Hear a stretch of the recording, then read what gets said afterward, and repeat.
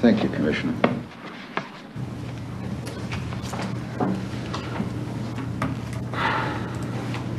Mr. Wong, your work history with the Transport Workers Union was this, was it not? You were originally engaged by the National Union on a short-term contract, yes? 5 months. You were then able to obtain permanent employment, I take it, with the New South Wales branch of the union? On the recommendation of Daniel Mookie.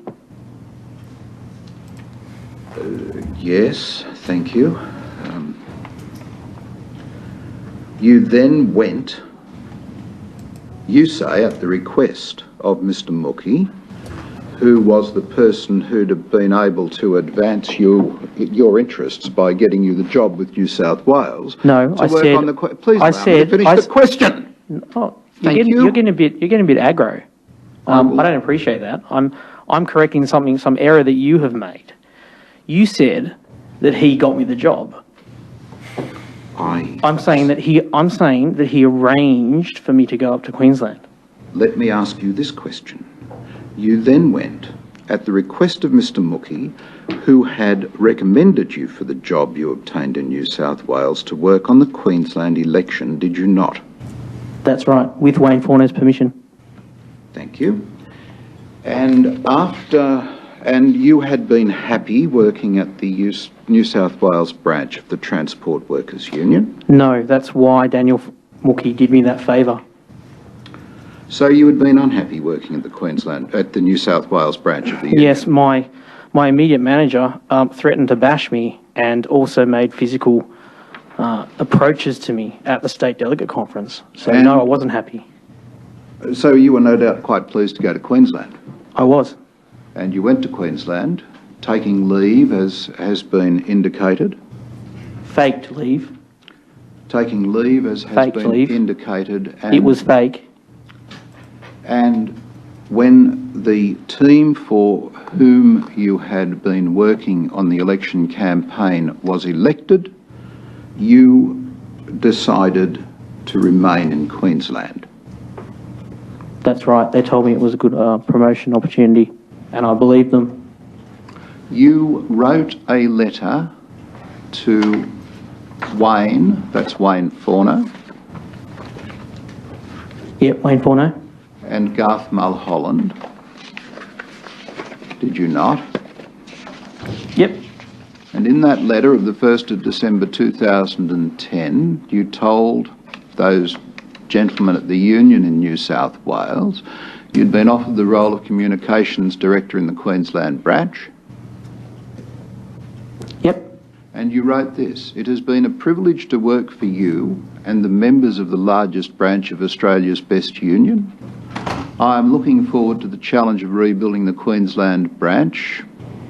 You remember saying that? I remember writing it as a sop to my former employers to keep them on side. And you went on further with the sop to them, saying, "Leaving the branch is hard. I hope you won't feel like you have lost a friend and member, but rather that you have gained one and many more too in Queensland. If you require any help from me in the future, you can count on it. Thank you, comrades." Correct? You wrote that? Yeah, I wrote that. Thank you. With an agenda. Oh, I'm sure I had an agenda when I wrote that letter. I'm sure that's right, Mr. Wong. The agenda was to keep Wayne Fauno and Garth Mulholland on my side. It's standard practice when you leave a job, even under bad conditions, that you thank your employer so as to maintain a clean record for subsequent employers. I knew that letter would be kept. You then... Just a moment, Mr. Glisson. I'm sorry. Mr. Wong, Mr. Glisson has asked you a number of questions that could have been answered in one word, and you usually answered it in that word, and then you gave an explanation for your answer. Mr. Stoljar, and for that matter other legal representatives, will have an opportunity later on to seek any qualification or explanation that you want to give about any of these answers, but I think it'll just shorten things and make things more efficient if you just listen to Mr. Glisson's question. Thank you, Commissioner. Will I have the opportunity as an untrained member of the public to ask questions to, or to fill in matters? No. Well, that's why I want to explain, because if I can't actually... Well, I've told you the procedure. If any other legal representative wants to get more evidence out of you, they can, but Mr. Glisson is entitled to an answer. To receive some of the information, not all of the information? Mr. Wong. I don't understand. Mr. Wong, just control yourself. Yes, Mr. Thank you. Glisson. Thank you, Commissioner. I apologise for raising my voice earlier. Apology not accepted. I wasn't apologising to you. After the election, Point about taken. 12 or 18 months later, in early 2012, you were brought before Mr. Bergini, on whose campaign you worked, to show cause why you shouldn't be dismissed, weren't you? On the instructions of Scott Connolly and Tony Sheldon, and with their assistance, Peter Biagini created a dossier of false allegations, which he never showed me. The basis of that was allegations of bad behaviour by you towards other members of staff, wasn't it? He said that there were 3 reasons why he was... Including lack of respect to female members of the staff, in particular. That's right. That allegation was cooked up by two lieutenants of Scott Connolly to facilitate my constructive dismissal. There was a particular allegation that had been made by a lady with whom you worked, Sarah McWhinney. No due process, did not see any allegations. Nothing was shown to me. I was merely presented with a fait accompli, them telling me, we're going to sack you if you do not walk. I was never shown any allegations. Peter Biagini referred to these fake allegations in a very general manner. Nothing in the way of a formal recognised process which a union and union officials would demand every day of other companies was followed.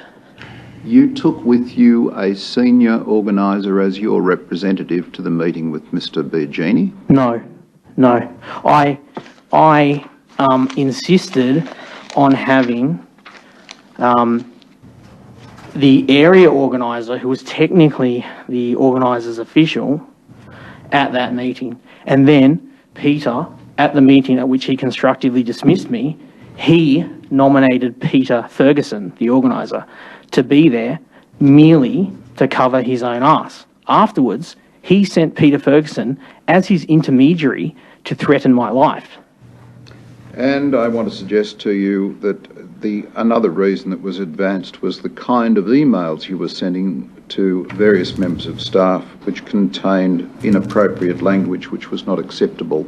You've never worked at a blue-collar union where there were no terms of use policy, there were no policies whatsoever, and in fact the organisers were so shut off with the way that Peter Biagini and Scott Connolly ran the union, totally contrary to all established principles of fairness and unionism, that we demanded at a mass meeting that there be an EBA for the staff, that a consultative committee be set up, and that procedures, basic procedures that every organisation has, would be established. I'll put the question again. One of the allegations that was made in relation to your conduct was that you sent emails to other members of staff containing inappropriate and offensive language. Well, I wouldn't know because I was never shown the allegations, no evidence, nothing.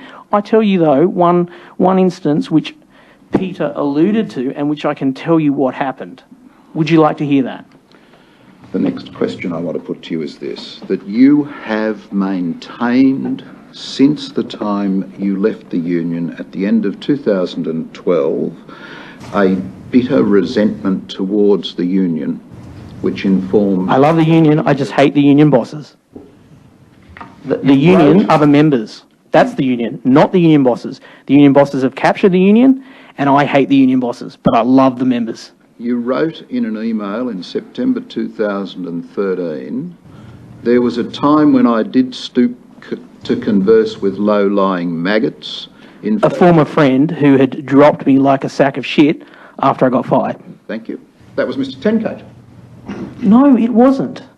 I mean, are you not being instructed by your clients? In fact, you could say... It was Margaret Hearn. Thank you. In fact, you could say I was part of their ecosystem. I was certainly pretty fly-blown by the time I was drummed out of the union by the lying, worthless mediocrities I served so excellently. you said. Correct. I gave them professional value for which I received nothing but bullying, intimidation, and absolutely no thanks. And what you said about that friend, Margaret Hearn, was... Former friend. What you said about her was that she took time off for wine-fuelled absences, that's right? What you don't understand, as someone who's been paid 10 grand a day out of union members' money to represent these thieves, is that Margaret Hearn and I had a joking relationship all the time that we were employed by the TWU. And one of those jokes was about how it was time to go and get a bottle of Matus. So if you want to paint that in isolation as something other than what it was, you can. But rest assured, Margaret Hearn and I thought it was absolutely hilarious. So until that time when I called her a maggot. So you went on, yes, indeed. So you went on, I shan't be talking to the Matus-muddled, mendacious Margaret again. Yeah, you can tell by the tenor of that it's just a joke. Oh, yes. It's a trip to see her accountant. That meant having a drink, in your slang. There were many unexplained absences in Margaret's work with the union, and the one truthful part of that joke was the fact that often every single person who was a contact of Margaret's at the union could not contact her when they needed to. So, sometimes it was unreasonable of them to expect it. For instance, Mr. Richard Priest would harangue her and harangue her and harangue her and have unjustifiable expectations of her work and her turnaround times. But for everyone else, it was more a case of frustration that when you needed her and on a timeline that was generous and normal, she just wasn't there. Were you having 8 or 10 drinks a night while you were working at the TWU? In the last month, when I was at the TWU, when I was being drummed out of the union for requesting an EBA with several other organisers, yes, I was. I don't know how much you know about mental health issues, but one way people deal with impossible stress and anxiety is to drink. Well, now let's go back and just review... I bet you've had a few. Let's go back and just review your career, Mr. Wong. You made allegations when you were working at the Sydney Union about Garth Mulholland. Yes, of course. Made allegations while you were working at the Sydney Union about Tani Sansi. Please pronounce her name correctly. It's Tani. You made a request... I should add that Tani and Garth were in a sexual relationship at the time, and I was in a team of 3. You made a request... Tani was also reporting to Garth, so you can imagine how that professional triad was like. Yeah, that was very easy to work for. You made a request to Daniel Mookie that you be allowed to go to Queensland to work on the election campaign. Yes. In order for you to get away from these people. You wanted from the massive workplace abuse, including physical threats against me. The people to whom you subsequently wrote and said leaving the branch is hard and you've lost a friend. You understand nothing about HR, do you? Nothing. Not a single thing. You don't understand about the real world where you have to lie to former employers if you have left their employment unhappy so that you won't prejudice your next job. That's reality. Wake up. I'm complete, Commissioner. I'm done.